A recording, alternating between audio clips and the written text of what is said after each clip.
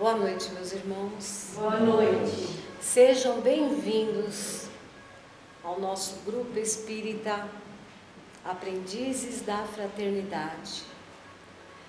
Boa noite aos nossos mentores espirituais, aos mentores desta casa, aos nossos irmãos aqui presentes, os desencarnados, os estudantes, todos aqueles que vêm compartilhar conosco o aprendizado desta noite.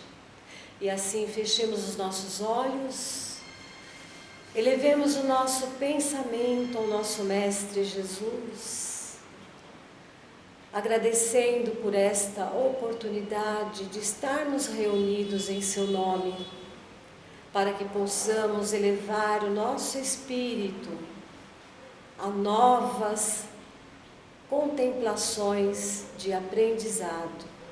Que a espiritualidade amiga e benfeitora esteja sempre ao nosso lado, nos amparando, nos orientando e nos ajudando a compreender os ensinamentos do nosso Mestre Jesus. Que assim seja, graças a Deus. Bom, meus irmãos, meus amigos, hoje nós vamos refletir sobre a porta estreita. O que imaginamos quando falamos sobre porta? O que realmente Jesus quis dizer com porta estreita? A porta, ela significa um local de passagem, certo? Dos estados entre dois mundos, o conhecido, o desconhecido, a luz, as trevas, o homem velho e o homem novo. Disse Jesus: entrai pela porta estreita, porque larga é a porta da perdição, e espaçoso o caminho que ela conduz, e muitos entrarão por ela.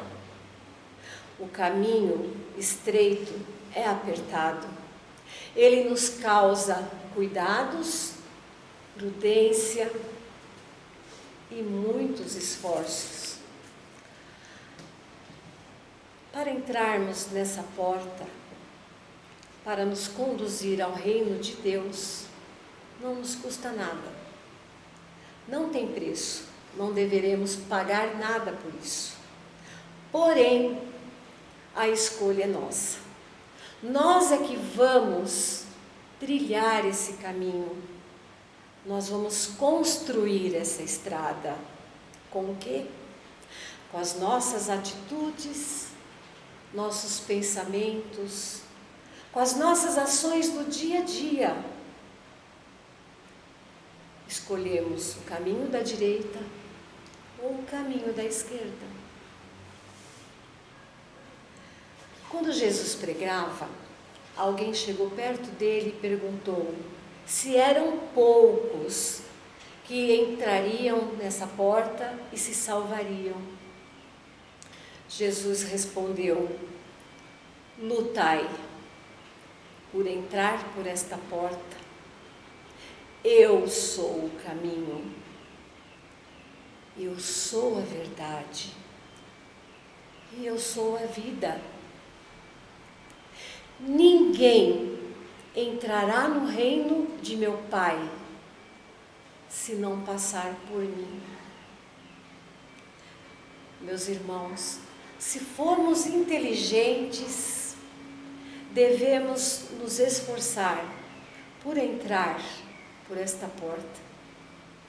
É sofrido o caminho da salvação, pois a porta larga nos oferecerá as seduções do mundo, a perdição de nossas almas, as coisas fáceis, as alegrias, as festas, prazeres, poder, riquezas. Mas quanto custará essa porta? Aí, onde estará as nossas escolhas? Qual delas vamos fazer? Será que nós medimos as consequências dessas nossas escolhas? Será que calculamos e paramos para pensar o preço que iremos pagar por esses prazeres, por essas seduções do mundo que momentaneamente, ilusoriamente, achamos que não terminará? Isso, meus irmãos, implica o cumprimento de nossos próprios deveres, de nossas próprias escolhas. Os deveres que a vida nos impõe representam um programa de aprendizado e a sublimação que já foi traçada antes da nossa reencarnação, no qual nosso espírito se propôs a cumprir. Nós estivemos lá e com muita ansiedade nos comprometemos a voltar e pagar os nossos débitos. O cumprimento desses deveres costuma ser muito árduo, pois eles se contrapõem aos hábitos do homem velho que ainda somos. Somos necessitados de retificar nossas concepções, de nos adequar à harmonia das leis cósmicas universais. Não vamos nos esquecer, elas estão aqui. Não precisa decorar. Nosso espírito as revela nas primeiras quedas, nos primeiros erros. Nós sabemos quais são os nossos erros e os nossos acertos. A porta não só se abre, mas ela nos convida a transportá-la. Passamos do profano para o domínio do sagrado. A cada minuto de nossas vidas, estamos dando mais um passo para esta porta. O caminho é árduo, exige de nós muito esforço de nossa parte. Devemos refletir sobre nossas atitudes, nossas ações, até mesmo nossos pensamentos. Eles também nos condenam. Somos vistos pelo que somos, pelo que emanamos. Não adianta escondermos de qualquer um, e nem de Deus, nem da espiritualidade, porque nosso espírito revela nossos erros. Nunca estamos escondidos. Devemos refletir sobre tudo isso, meus irmãos. Não devemos perder tempo, porque recebemos essa oportunidade tão preciosa dessa reencarnação, onde estamos passando por momentos tão difíceis. Já rompemos a dificuldade da pandemia, estamos mais fortes, conseguimos nos equilibrar, conseguimos fortalecer a nossa fé. Não devemos nos desanimar, sempre nos vigiando, nos comprometendo no bem, na verdade e lapidando a nossa moral. Somente nós podemos fazer isso. Quando cometemos um erro, devemos retificá-lo várias e várias vezes. Se cairmos, devemos nos levantar, não importa quantas vezes. Temos tempo, o processo é lento, mas o nosso esforço, ele nos conduzirá. Com a nossa fé, nossa perseverança, devemos acreditar em nós. Saber que não estamos desamparados, não estamos sós. Temos uma hierarquia de espíritos benevolentes, de nossos mentores espirituais, da bondade e misericórdia de nosso Deus, que nos ampara e está de braços abertos, esperando nós, os filhos pródigos. Por amor, Ele nos dá essa oportunidade. O nosso empenho é a cada dia nos avaliar, como diz Santo Agostinho, o que deixei de fazer hoje? O que eu poderia ter feito melhor? Não podemos, na primeira tentativa, desistirmos. Devemos dar uma chance para nós. E mais uma, 2, 3, quantas forem necessários. Nós podemos, nós conseguimos. Por isso nós estamos aqui. Porque o nosso Pai confia. Ele tem a certeza que seus filhos voltarão para a sua casa. A misericórdia e a bondade desse Pai, desse Deus que está sempre nos amparando, nunca, jamais vai nos deixar sós e nem órfãos. A espiritualidade está sempre disposta. Devemos confiar, devemos crer. E antes de virmos a este mundo, sempre pedimos aos nossos espíritos benfeitores que queremos passar pela porta estreita. É o primeiro pedido que fazemos, a fim de aproveitarmos a chance de mais uma vez nos lapidar em nossa trajetória. Pedimos 1000 coisas, certo que aqui não lembramos, mas pedimos, imploramos, pedimos para vir com defeitos no corpo, impossibilidades variadas, a fim de que estejamos aptos ao trabalho e o ressarcimento desses débitos que cometemos nesse passado. Como também a nossa preparação para o que há de vir. Devemos ter a consciência que não estaremos ilesos de nossos débitos. Nenhum de nós irá escapar, pois faz parte da justiça divina. Essa justiça que nos ama, que não diferencia nenhum de nós. Mas com coragem, com fé, perseverança, em nosso Mestre Jesus, devemos seguir essa estrada, tendo a certeza que Ele nos ampara.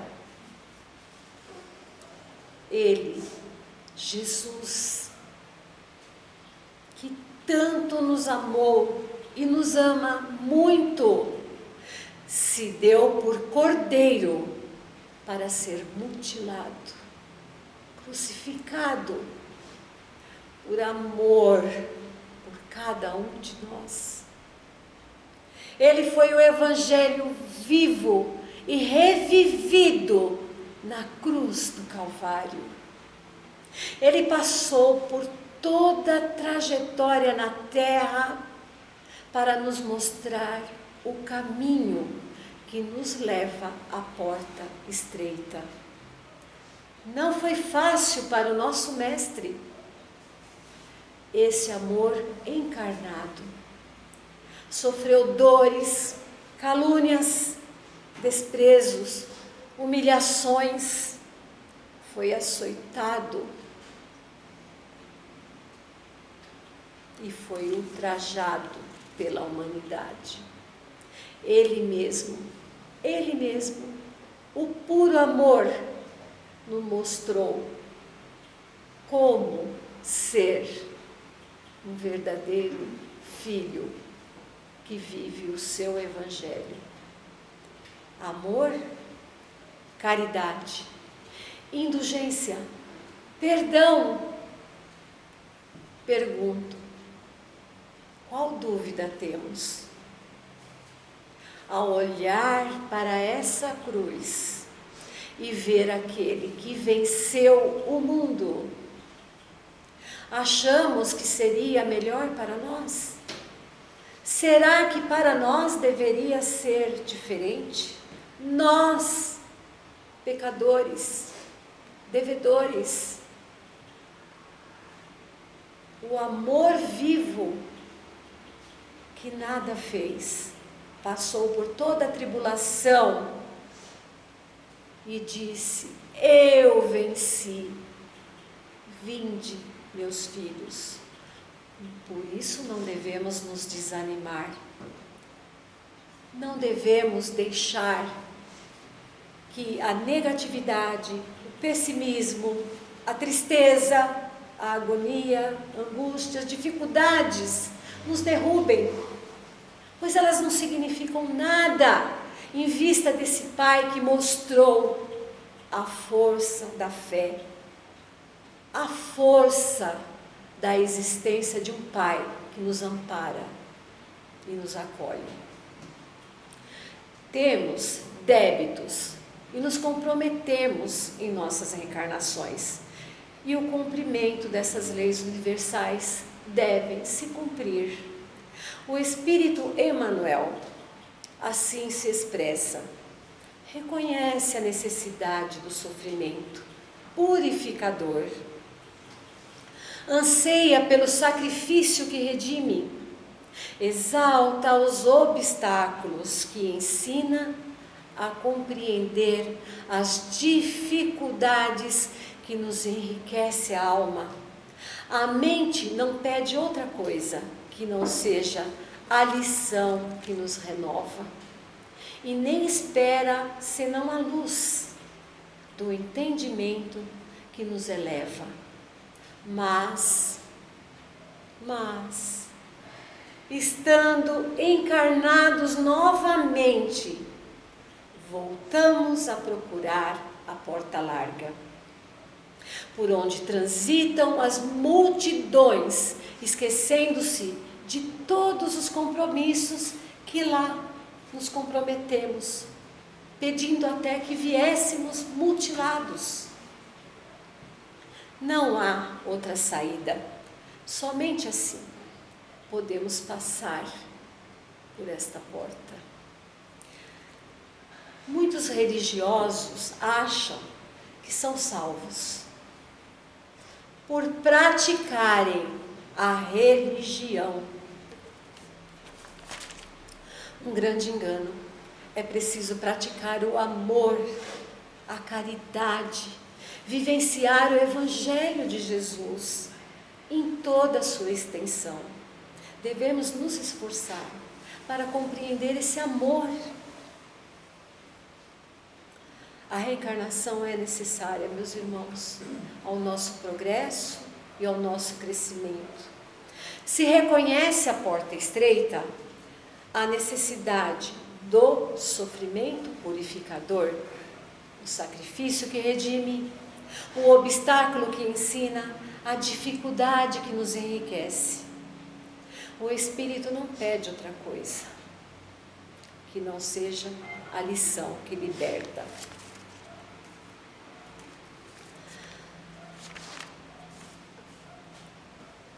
Nós devemos nos tratar de domar em nós as nossas más condutas, os nossos declínios de nossa alma. Mas todos esses hábitos infelizes também nos transformam, porque com nossos erros aprendemos a nos corrigir e nos tornarmos pessoas melhores.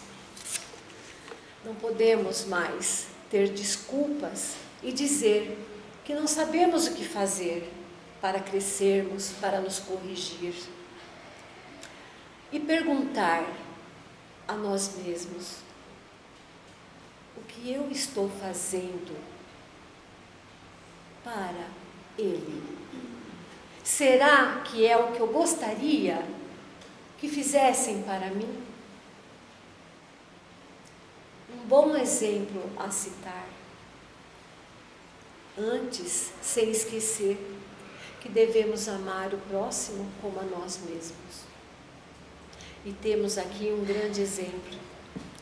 É do espírito Joana de Ângeles, mentora do médium Divaldo Pereira Franco, na encarnação que ostentou o nome de Joana de Cusa e conviveu com nosso Mestre Jesus. Segundo a narrativa do livro Boa Nova, o espírito Humberto de Campos, ditado ao médium Chico Xavier. Ao final da vida, ela se encontrava juntamente com o filho, amarrada a um poste de martírio, por ser cristã e não renegar a sua fé, foi condenada a ser queimada viva. Nos derradeiros instantes de sua vida, quando as labaredas de fogo queimavam o seu corpo envelhecido, o soldado ainda a importunava. E um desses soldados chegou a ela e disse: o seu Cristo apenas te ensinou a morrer?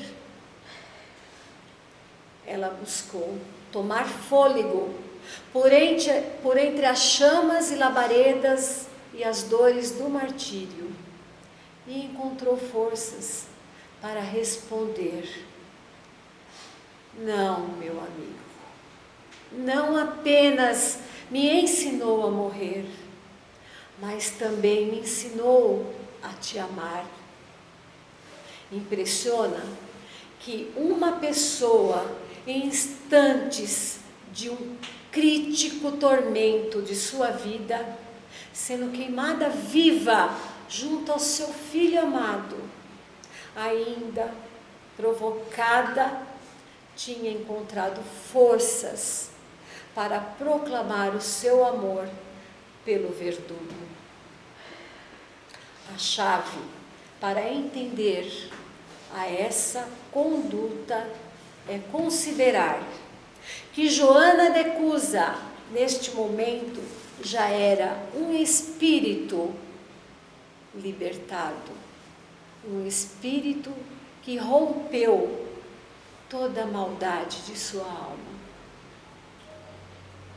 demando todas as suas paixões negativas. Ela não poderia blasfemar ou ofender, pois nada disso mais existia em seu espírito. Em seu íntimo pacificado havia o bem e o amor. Ela já havia cruzado a porta estreita. Ocorre que ninguém consegue, em pleno domínio das más paixões, em um repente, dominar todos os seus erros. Necessitamos de várias reencarnações. E nesse sublime instante, aonde vemos a nossa irmã no flagelo, é um espírito que vem de encarnações em encarnações, se lapidando, fazendo sua reforma e se esforçando. E finalmente, já desvencilhada de todo esse mal em seu espírito, ela está liberta. Portanto, meus irmãos, devemos viver na responsabilidade do cumprimento do Evangelho e com amor em nossas almas, com amor aos nossos semelhantes, devemos nos aproximar do Evangelho libertador. E vemos que esta porta, ela se abre de dentro para fora. Jesus espera de nós um amor que já está dentro de nós. Precisamos gerá-lo para que ele nasça e se concretize em nossas vidas. Jesus disse: nem todos aqueles que dizer Senhor, Senhor, entrará no reino de Deus. não é da boca para fora, é de dentro de nós, pois Ele nos enxerga no coração. E assim, para entrar, devemos nos reformar. E pelo exemplo é que tudo se transforma. E que Jesus nos capacite a sermos os seus filhos pródigos, ao encontro dos seus braços. E aí podemos dizer: passei pela porta das dificuldades, passei pelas portas do desânimo. Aonde está a sua porta? Na família? No seu trabalho? Na sociedade? No seu casamento? Na sua doença? Pois devemos fazer desta porta a entrada triunfante para o reino do nosso Pai, que nos acolhe, que nos ama e sempre estará nos esperando. E assim, meus irmãos, agradecidos por mais essa oportunidade de podermos, junto com a espiritualidade, absorvermos esse aprendizado que fará de nós, em nossas almas, pessoas melhores, espíritas, irmãos, filhos, pais e irmãos perante o nosso Pai. E assim, fechemos os nossos olhos e agradecemos a Jesus e a espiritualidade benfeitora por todos os esforços que, sem sabermos, ao menos nem temos a consciência de quanto somos amparados, de quanto somos beneficiados pelo amor deste Pai misericordioso, que a todo instante está nos orientando em nossas consciências, em nosso espírito, para que possamos trilhar o caminho do bem, o caminho da verdade, o caminho que nos liberta. Que possamos, Pai, pelo seu amor, sermos filhos a seguir os passos de Jesus. Que nessa trilha da nossa evolução, desta reencarnação que estamos existenciando na Terra, pelas dificuldades que o tempo, a vida nos traz, podemos usá-la para crescermos e servirmos como Jesus exemplificou, com o seu amor, com a sua indulgência e com a sua humildade. Se doou, se fez o próprio amor, e que este amor possa nos revestir, trazendo-nos a paz, o entendimento, e que ele seja abrigo em nosso coração, que possamos ser pessoas melhores a cada dia, um esforço de cada vez, mas que sempre estaremos seguindo com a bandeira do Cristo. Que assim seja. Graças a Deus.